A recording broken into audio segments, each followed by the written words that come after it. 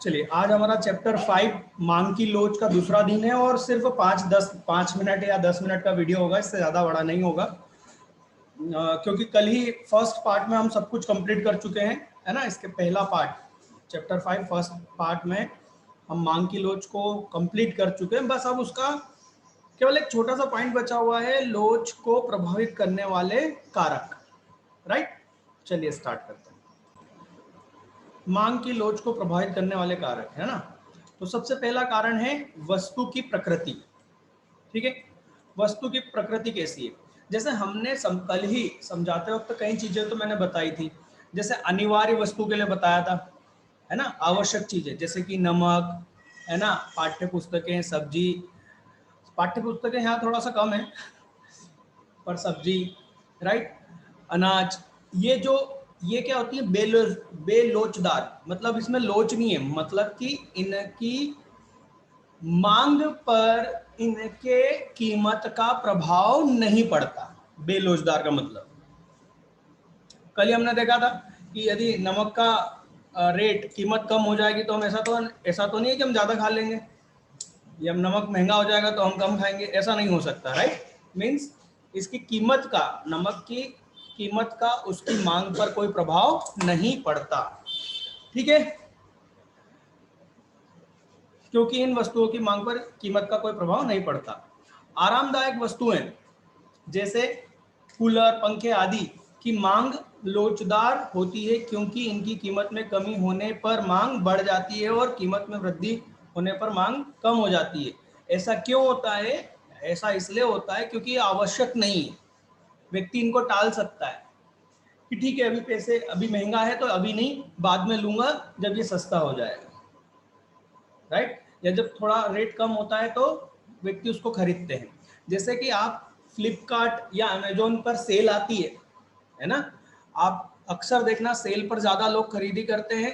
फ्लिपकार्ट पर सेल आती है, आपको मालूम होगा, अमेजोन पे भी आती है सेल। तो आदमी इंतजार करता रहता है कि यार कोई अच्छी सेल आएगी तब मैं खरीदूंगा। जैसे किसी को मोबाइल चाहिए तो वो थोड़ा मतलब चेंज करना चाहता है, तो वो सोचता है कि यार फ्लिपकार्ट पे सेल आ जाए फिर देखता हूँ। राइट, तो इससे क्या हो रहा है भाई, कीमत अभी ज्यादा है तो अभी मांग क्या हो गई, कम हो गई। तो आरामदेह चीजों में क्या होती है, लोचदार होते हैं, है ना। एमसीक्यूज बनते हैं बेटा इसमें से। ये मैं चाहता तो आपको सिर्फ इतना बोल देता कि बेटा ठीक है, आपकी बुक में है, आप पढ़ोगे तो समझ में आ जाएगा। और ये इसलिए अलग से वीडियो बना रहा हूँ, और कल मैंने इसको वीडियो को, मतलब कल के वीडियो में मैंने इसको कवर इसलिए नहीं करा ताकि मैं इसको आसान शांति से समझा सकूं, क्योंकि इसमें से एमसीक्यूज बनेंगे। जैसे आरामदायक वस्तु का लोच कैसी होती है, कम बोलेंगे लोचदार होता है। आवश्यक चीजें की लोच कैसी होती है, तो बोलेंगे बेलोचदार होती है। ठीक है, विलासिता वस्तुएं जैसे एयर कंडीशन, कीमती फर्नीचर, हीरे जवाहरात की मांग अधिक लोचदार होती है, क्योंकि इनकी कीमत में थोड़ी सी कमी के कारण मांग काफी बढ़ जाती है और कीमत में थोड़ी सी वृद्धि के कारण मांग काफी कम हो जाती है।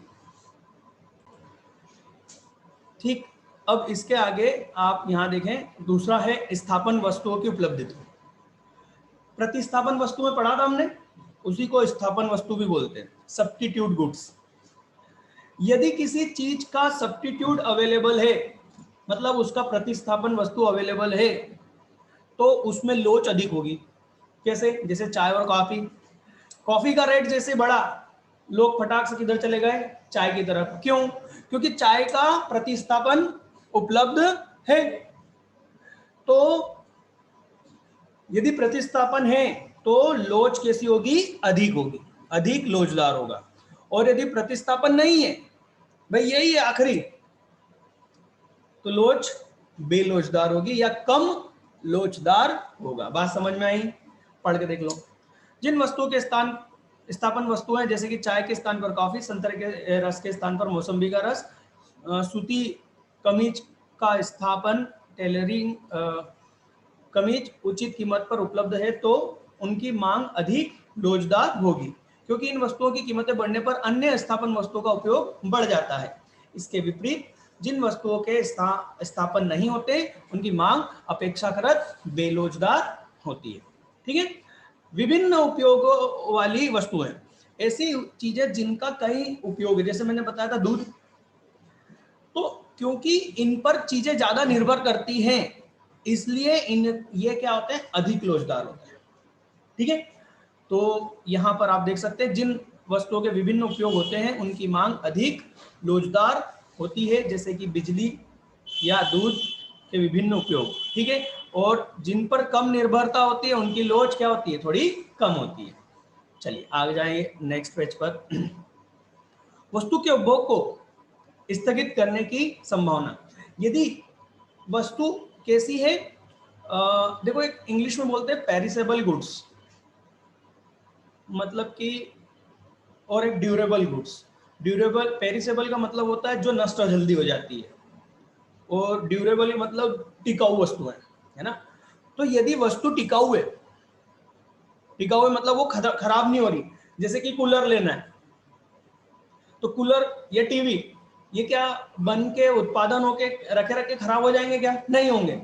तो ऐसी चीजों की जो मांग होती है वो अधिक लोचदार होती है। और जिन वस्तुओं का आप टाल नहीं सकते, जैसे कि आज अभी आपको दूध पीना है, राइट, ऐसा तो है नहीं कि भैया अपन उसको टाल देंगे, चलो अभी महंगा है तो भाई अभी नहीं पीते, राइट। तो ऐसी चीज जिनको आप टाल नहीं सकते वो अधिक वो क्या कम लोचदार होते हैं। जिनका अपन टाल सकते हैं, जैसे अपने को कई बार क्या होता है, टीवी लेनी है तो हम लोग इंतजार करते हैं कि फ्लिपकार्ट में सेल आ जाए, या फिर दिवाली पे देखेंगे ऑफर मिलेंगे, क्योंकि हम इसका उपयोग को क्या कर सकते हैं, टाल सकते हैं, अभी नहीं बाद में ले लेंगे। तो ये क्या होती है, इनकी मांग अधिक रोजगार होती है। ठीक है, जिन वस्तुओं के उपभोग को उनकी कीमत में वृद्धि के कारण भविष्य के लिए स्थगित किया जा सकता है, उनकी मांग लोचदार होती है। ठीक है, और जिन इसके विपरीत जिनको नहीं टाल सकते उनकी लोच बेलोचदार होती है। ठीक है, किसी वस्तु पर खर्च की जाने वाली आय का अनुपात। हम किराना सामान लेने जाते हैं हमारे घर का, है ना, हम किराना सामान लेने जाते हैं और हम देखते हैं कि हमारा किराने सामान मान लो 2500 रुपए का हमारा हमेशा बिल बनता है। ठीक, अब हमने देखा कि टूथपेस्ट 70 से 72 रुपए का हो गया। एक बात सोचो तुम खुद ही, जब हम किराने का सामान लिखवाते हैं दुकानदार से, तो हम पूछते हैं कि फलाना टूथपेस्ट कितने का हो गया, नहीं पूछते, हमसे बोलते हैं फलाना टूथपेस्ट दे दो, है ना, उस नाम का बोल देते हैं कि भाई पतंजलि का, कोलगेट का, क्लोजअप का टूथपेस्ट दे दो। ये पूछते हैं कि कितने का है। जो रेगुलर लेने वाला नहीं पूछेगा, वो भलते ही कंजूस टाइप का आदमी होगा तो वो भाव करता फिरेगा। पर एक जो व्यक्ति जो 2500 रुपए का सामान लेने आया, वो 70 का यदि 72 यदि टूथपेस्ट हो जाए, तो उसको एक तो पहली चीज तो मालूम ही नहीं कि ये 2 रुपए महंगा हो गया, या फिर हो भी गया है तो उसको कोई फर्क नहीं पड़ता, क्योंकि वो 2500 रुपए का बजट लेके गया है। बात समझ में आ रही है, 2500 रुपए में 2 रुपए कोई बहुत बड़ी बात नहीं है, और 70 का 72 ही तो हुआ, 2 रुपए तो बड़ा, समझ में आई बात। तो जिन वस्तुओं पर खर्च की जाने वाली आय का अनुपात क्या होता है, कम होता है आय। अब देखो ना 2500 में 2 रुपए कितनी बड़ी बात हुई, कम है ना अनुपात, तो कोई फर्क नहीं पड़ेगा, मतलब बेलोचदार। मोबाइल लेना है, टीवी लेनी है, आय का अधिक अनुपात है, टीवी तो कई कई लोगों के लिए तो 2-3 महीने की सैलरी हो गई, तो वो कैसे लेगा, बहुत सोच समझ के, राइट। तो उसकी मांग कैसी होगी, लोच कैसी होगी बेटा, अधिक लोचदार होगी। क्लियर। उपभोक्ता की आर्थिक स्थिति, ऑब्वियसली आर्थिक स्थिति, है ना, प्राय धनी वर्ग के व्यक्तियों के लिए मांग बेलोचदार होती है, क्योंकि कीमतों में थोड़ी सी वृद्धि पर उनका कोई विशेष प्रभाव नहीं पड़ता। ये वही है विलासिता जो मैं बताना चाह रहा था, कि विलासिता की चीजों पर लोच जो होती है बेलोचदार होती है, क्योंकि एक तो क्या होता है कि उनको खरीदने वाला व्यक्ति कोई नॉर्मल पर्सन नहीं होता है, ठीक है ना, वो और आय का अनुपात उनके लिए बहुत कम होता है। ठीक है, चलिए उपभोक्ता की आदत, ओहो आदत, भाई आदत तो बड़ी बेकार चीज है। किसी को भैया मैगी अच्छी लगती है तो चाहे वो मैगी 15 रुपए की क्यों ना हो जाए वो लेगा, राइट। और ऐसे ही हम गंदी आदतों की बात करें, जैसे कि सिगरेट, नशा वाली चीजें, अब वो कितने भी महंगे होती जाए आदमी उसको नहीं छोड़ेगा, राइट। जैसे चाय पीने की किसी को आदत है, काफी की आदत है, वो होगी भाई, दिन में उसको 4 चाय लगती है तो 4 चाय पिएगा, चाहे वो 10 की 12 क्यों नहीं हो जाए, 15 क्यों नहीं हो जाए, उसका दिमाग ही नहीं चलता। क्लियर। तो आदत वाली जो चीजें होती है उनकी मांग कैसी होगी, बेलोजदार। समझ में आ रही है ना, लोजदार बेलोजदार कैसे निकालना है भाई, जिसका असर पड़ता है मांग पर, जिसकी कीमत का कम ज्यादा होने का असर पड़ता है मांग पर, वो लोजदार है, जिसका नहीं पड़ता है वो बेलोजदार है। ठीक है, चलिए, तो कोई सा भी इसमें से एमसीक्यूज में आ सकता है, वो पूछ सकता है सिगरेट, चाय या नशा की मांग लोजदार कैसी है, तो हम बोलेंगे बेलोजदार। ठीक है, कोई सा भी आ सकता है, जितना अभी हमने आज पढ़ा इसमें से कुछ भी आ सकता है, एमसीक्यूज में लॉजिकली पूछ सकते हैं। चलिए, तो यहां पर हम मानते हैं कि हमारा ये वाला चैप्टर 5 कंप्लीट हो गया है, राइट। अब हम चैप्टर 6 पर आ रहे हैं और आज ही हम उसी पर आने हैं नेक्स्ट क्लास में।